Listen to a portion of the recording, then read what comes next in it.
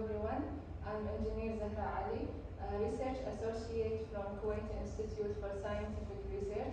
First of all, I would like to thank Kuwait University for giving us the chance to participate in the Scientific Poster Day, as I'm here today to talk about the poster that I have designed, titled Design and Evaluation of Two Obstacle Detection Devices for Visually Impaired.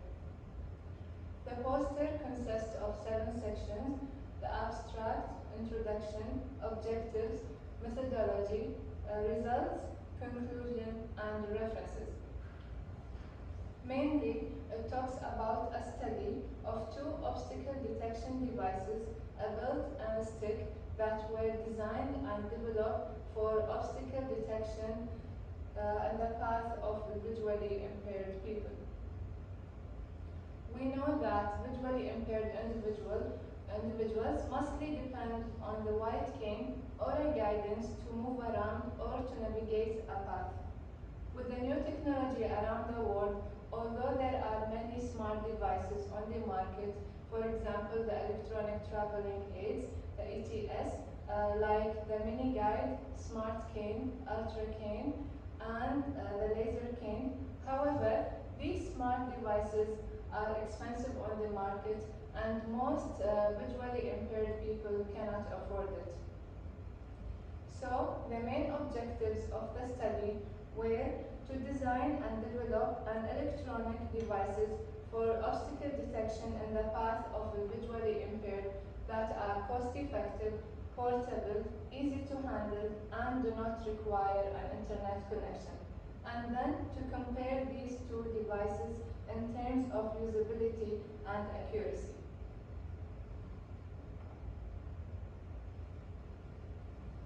Two designs were produced. First, a wearable belt on the waist with 3 sensors located on the abdomen, right leg, and left leg, as shown in figure 1. And the second design is a holdable stick with 2 sensors assembled at the top and the bottom of the stick. Both designs were made up of 4 main components: a Raspberry Pi model, the ultrasonic sensors, a power source, and in our case we use the power bank, and earphones.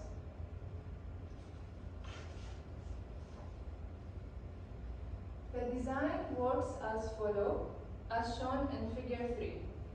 First of all, the Raspberry Pi model was connected to the power bank.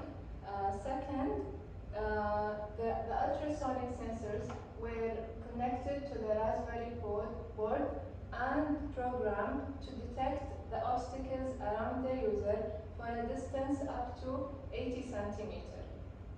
And last, an earphone was plugged into the Raspberry board to get the speech feedback generated by the text-to-speech API. Then we have the testing, which was as follows. 2 participants, both sighted, one was assigned to the belt design and the other was assigned to the stick design. Each one was required to navigate a fixed path 3 times while blindfolded. And in each time, the sizes of the obstacles varied and their positions were randomly displaced.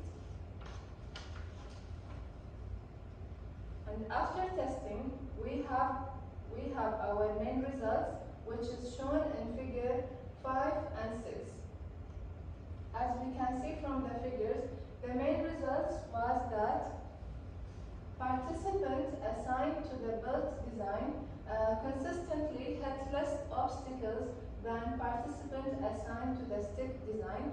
Later, succeeded in avoiding all the obstacles by the 3rd replication, as shown in figure 5, repetition number 3.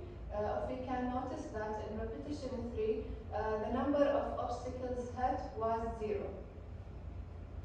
As the performance of the testing was measured with 2 matrices, the number of obstacles hit and the time to complete the path.